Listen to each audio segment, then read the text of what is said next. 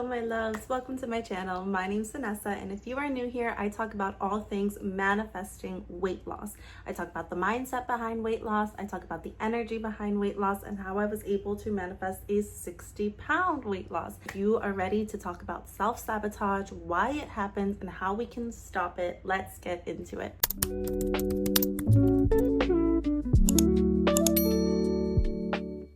If you are here right now, that means your manifestation is already on the way. That means that your manifestation of your dream body of losing the weight is already yours. It is inevitable because you are in alignment with this kind of energy. But sometimes when we don't feel safe with the idea of losing weight, it can lead to self-sabotage. And here is everything that you need to know about self-sabotage and how to stop it. The reason that self-sabotage happens is because we don't feel safe with the idea of basically killing our old self. You are performing an identity shift. You are not your body. You are not your thoughts. You are nothing of this physical reality. You are energy, and you are infinite energy. So a lot of times when we come into this earth, we are tied to this physical body. We think that it's us. So if anything were to happen to this physical body, we feel unsafe around that. That's your ego talking. That is all ego performance. That doesn't need to be true for you. If you can learn to detach from your body, know that that's not in essence you. It's okay if it leaves, and it's okay if it changes. So a lot of times it's a feeling of unsafeness, like not feeling safe with basically that old version of you dying is what's happening. And that's okay. Anytime that you've set off on a weight loss journey, let's say that you are feeling super inspired and you're doing your workouts and you are on a diet and you feel really good about the decisions that you're making, but all of a sudden a little voice of doubt creeps in and you're like, can I do this? Like, can I keep up? Like, what if I feel bad tomorrow and I don't show up? Like, is that it? Is that the end of my health journey? Like, I want to change my body, but how badly do I want to change my body? All these little thoughts that come up are just old programming. Anytime you are performing an identity shift, which is essentially what weight loss and taking your health seriously is shifting your identity, like your essence, like who you believe that you are.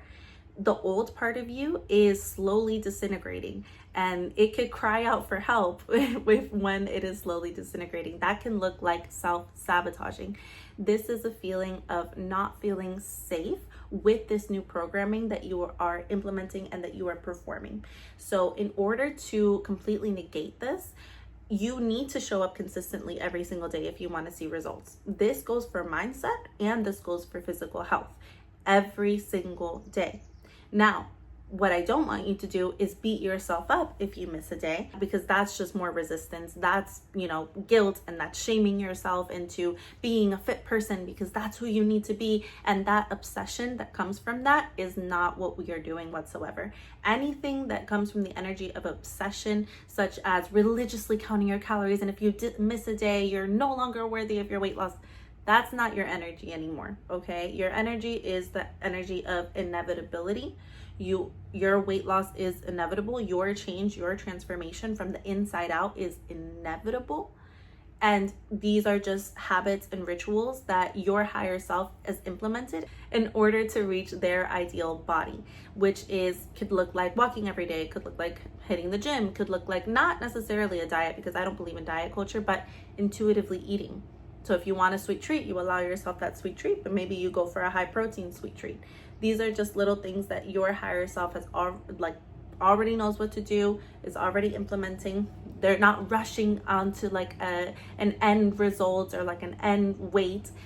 This is their lifestyle. This is your transitionary period. You are implementing this new lifestyle. That means showing up every single day. If you miss a day, and you start to feel yourself self-sabotaging, maybe there was like a binge eating episode and you feel really bad about that, I need you to look at yourself honestly and see what it is that you need. Because a lot of times when we are healing and we are unlearning these diet cultures and our old relationship with food, you might have been reaching for food for an emotional comfort issue. So when we are not tuned into our bodies and we are not tuned into what it is that we actually genuinely need, whether that is a freaking hug or some self-compassion during these instances, maybe you've been going through a lot of grief and you haven't been able to release that, so it's stored in your body and you're trying to accomplish these goals, but your grief keeps holding you back and you reach for food, just as an example. If something like that is happening, you need to be able to tune into your body and intuitively know what it is that you are needing, and it doesn't necessarily have to be food. Stopping the food noise, stopping the emotional eating can be easy, can be effortless, but not if you have 20 different influencers telling you to like drink sea moss, and doing all this crazy stuff in order to try and get this health goal under control. You are your best guideline. You are going to be the best way to know what it is that you need, what feels good to you. You are going to be the biggest notion of what it is that you need. So if you find yourself self-sabotaging, it could be you need to release something emotionally, like you need to cry it out, or you need to reassure your inner child that you are safe now and it is safe to change and it is safe to implement these new habits. Like that inner child needs a hug, maybe an inner child meditation, because if we're self-sabotaging, a lot of times it's our inner child running the show. I don't know I couldn't tell you how many times my inner child has like come out and I'm like, what the hell was that? That was not behavior that I would normally exude. And here we are because she didn't feel safe. So especially when it comes to weight loss, we are unlearning a lot of old habits, a lot of old conditioning. Maybe you saw people in your life growing up that had awful relationship with food, and now you are in the process of unlearning that. Patience and compassion is going to be your best friend. Loving on yourself, not dogging on yourself, is going to be your best friend. And all weight loss journeys start from that basis, is loving yourself, because ultimately this is what this whole thing is about. You think that a certain body type is going to open you up to loving and accepting yourself. You need to love and accept yourself right now. And because you love and accept yourself, you want to stop self-sabotaging. Do you see where I'm going? The energy of self-sabotaging is the energy of resisting change. The energy of self-sabotaging is the energy of not feeling safe and the energy of desperately trying to cling on to this new identity. It can be released with compassion and with deep breaths and understanding what it is that you truly need in order to meet that need for yourself. Because anything outside of you is not real, okay? Anything outside of you is not something that you need to chase or you need to, call into yourself or anything like that. You are simply rewiring an old pattern, an old belief system. So it can be effortless, but here are some things that you can implement.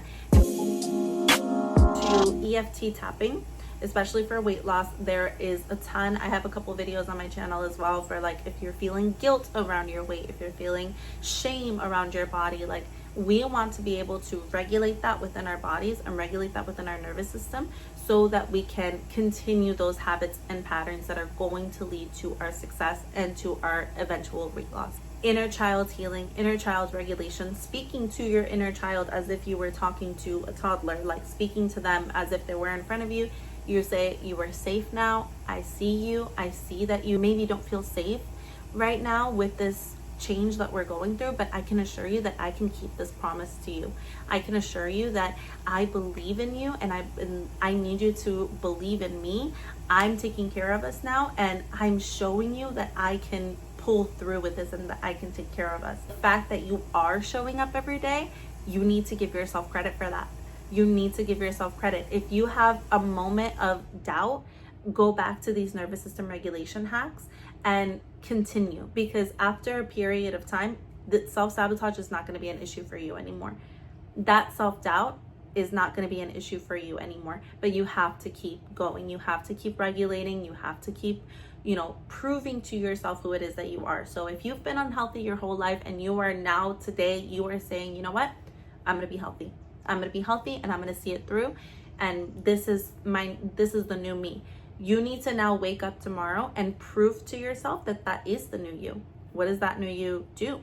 How does she feel about herself? How does she talk to herself in the mirror? Like, that is now your new baseline. So you need to embody that baseline in order for the results to come in. And it is an internal process prior to an external process. And the biggest takeaway is to regulate your nervous system in the face of this. Your inner child doesn't feel safe. That's why they're trying to self-sabotage. Your inner child is saying, you've broken promises to me way too many times, and I don't trust that you're actually going to go for your walk tomorrow. So you know what? I'm staying in bed and I'm shutting off my alarm. And they are throwing a tantrum in your head because they don't trust you and they don't believe you. So you have to show them.